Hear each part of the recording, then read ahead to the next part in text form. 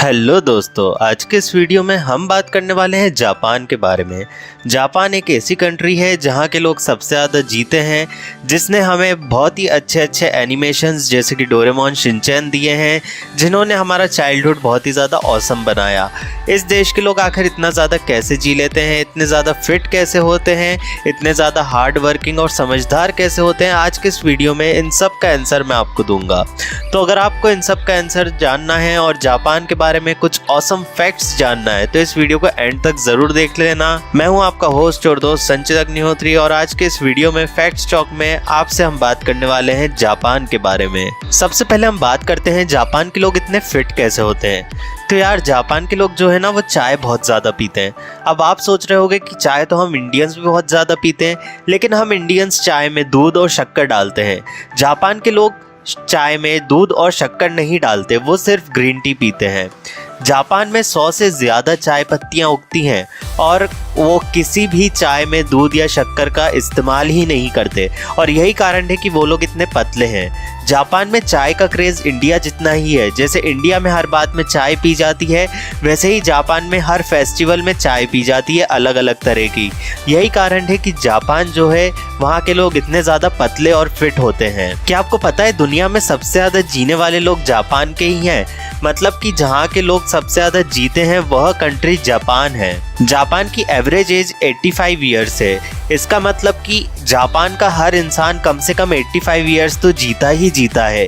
वैसे तो ज़्यादातर जापानी 100 के ऊपर चले जाते हैं बड़े ही आराम से। इंडिया में तो अगर कोई 100 के ऊपर जाता है तो भैया वो तो एक मिसाल मानी जाती है कि इसने बहुत जी लिया, लेकिन जापान में यह बात तो नॉर्मल है। अगर कोई 100 का होता है तो जापान के लोग बोलते हैं अरे क्या हुआ, 100 का ही तो हुआ है, 200 का थोड़ी हुआ।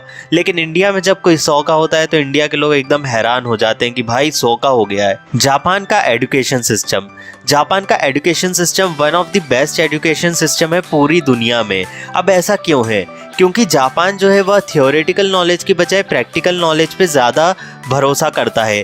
यही कारण है कि इस देश के स्कूल में प्रैक्टिकल नॉलेज ज़्यादा दी जाती है। और ख़ास बात यह है कि जापान के स्कूलों में आपको डिसिप्लिन बहुत ही ज़्यादा सिखाया जाता है। हमने डोरेमोन शिनचैन में देखा है कि डोरेमोन शिनचैन के कैरेक्टर्स जो हैं नोबिता, सुनियो, जियान, शिजुका, यह लोग अपना स्कूल खुद साफ करते हैं। इन रियलिटी भी जापान में ऐसा ही होता है। जापान में स्टूडेंट्स खुद रिस्पॉन्सिबल होते हैं अपना स्कूल साफ करने के लिए। अपने स्कूल की क्लासरूम हो या बाथरूम हो, हर चीज़ उन्हें खुद साफ करनी पड़ती है। यही कारण है कि जापान के लोग इतने ज़्यादा डिसिप्लिन्ड होते हैं। क्या आपको पता है जापान में सॉरी 5 अलग अलग तरीके से बोला जाता है? अगर आप किसी से टकरा भी जाते हैं ना गलती से, तो आप 3 बार सॉरी बोलते हैं। इंडिया में तो ऐसा समझा जाता है कि अगर सॉरी बोल दिया तो आप पीछे झुक गए, आप नीचे झुक गए, आप बहुत ही ज़्यादा कमज़ोर हैं। लेकिन जापान में अगर आप सॉरी बोलते हैं तो आपको एक महान इंसान माना जाता है। यही कारण है कि जापानीज़ लैंग्वेज में आप 5 अलग अलग तरीके से सॉरी बोल सकते हैं। जापान की ट्रेनें ही बहुत ही ज़्यादा ऑसम होती हैं। क्या आपको पता है एक बार जापान की ट्रेन 25 सेकंड लेट थी, सिर्फ और सिर्फ 25 सेकंड। और 25 सेकंड लेट होने के कारण उस ट्रेन कंपनी ने जापान के लोगों से माफ़ी मांगी थी कि हमने आपके 25 सेकंड जो है ख़राब कर दिए। इंडिया में तो यार 25-25 दिन ट्रेन लेट हो जाए तो माफ़ी ना मांगे। नॉर्मली भी 1-1, 2-2 दिन लेट हो जाती हैं ट्रेनें, फिर भी कोई माफ़ी नहीं मांगता। वाह, जापान सच में बहुत ही ज़्यादा गजब का देश है।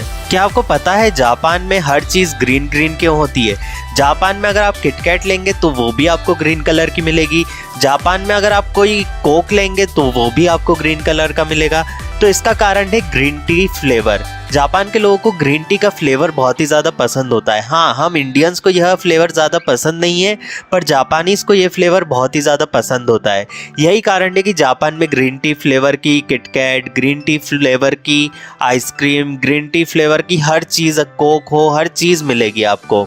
और जापान के लोग इस फ्लेवर को काफ़ी शौक लेके खाते भी हैं। जापान के बाथरूम में सीट के ऊपर ही वॉश बेसिन होता है।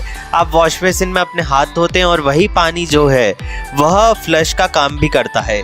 इससे जापान हर साल लाखों लीटर का पानी बचाता है और पूरी दुनिया इससे इंस्पायर हो रही। कई अलग अलग कंट्रीज़ ने भी यह सिस्टम शुरू कर दिया है। तो यार ये बहुत ही ऑसम सिस्टम है। मुझे लगता है हर कंट्री को ऐसा करना चाहिए। One of the best thing जो जापान ने करी है वह मुझे यही लगती है। तो अब आप लोग मुझे नीचे कमेंट करके बताओ आपको जापान में सबसे अच्छी चीज़ कौन सी लगती है। जापान के लोग जो है वह हर चीज़ खा लेते हैं, लेकिन जापान के लोग ज़्यादातर समुद्री जीव और वहाँ की वेजिटेबल्स खाते हैं। एक स्टडी में ऐसा बताया गया है कि जापान में जो सब्जियां खाई जाती हैं वह बाकी दुनिया की सब्जियों से 10% ज़्यादा फ़ायदा करती हैं।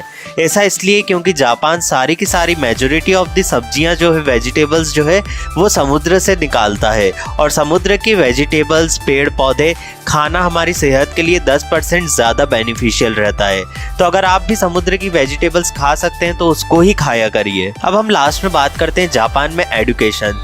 तो जापान दुनिया का सबसे ज़्यादा एजुकेटेड देश है, यानी कि जापान के लोग सबसे ज़्यादा पढ़े लिखे लोगों में माने जाते हैं। अब ऐसा क्यों है? अरे तो ऐसा इसलिए ही है क्योंकि जापान का एजुकेशन सिस्टम बहुत ही ज़्यादा औसम है, जैसा मैंने अपने पिछले फैक्ट्स में आपको बताया है। और मैंने आपसे बोला था कि आप कमेंट करके बताना आपको जापान की फेवरेट चीज़ क्या लगती है, तो नीचे कमेंट कर दो। साथ ही साथ अगर वीडियो पसंद आया तो वीडियो पे लाइक कर दें। लाइक टारगेट रखते हैं 1200 लाइक का, मुझे पता है आप लोग पूरा कर ही दोगे, हर बार करते हो। कमेंट करो, लाइक करो, शेयर करो अपने दोस्तों के साथ, बताओ कि जापान कितना औसम है और हमें इंडिया को भी इतना ही औसम बनाना है। मिलते हैं अगले दिन अगले वीडियो में। Tata bye bye. नए हो तो चैनल को सब्सक्राइब कर देना, कोई जोर ज़बरदस्ती नहीं है, फ्री होता है, कर दोगे तो मज़ा आ जाएगा। Tata bye bye.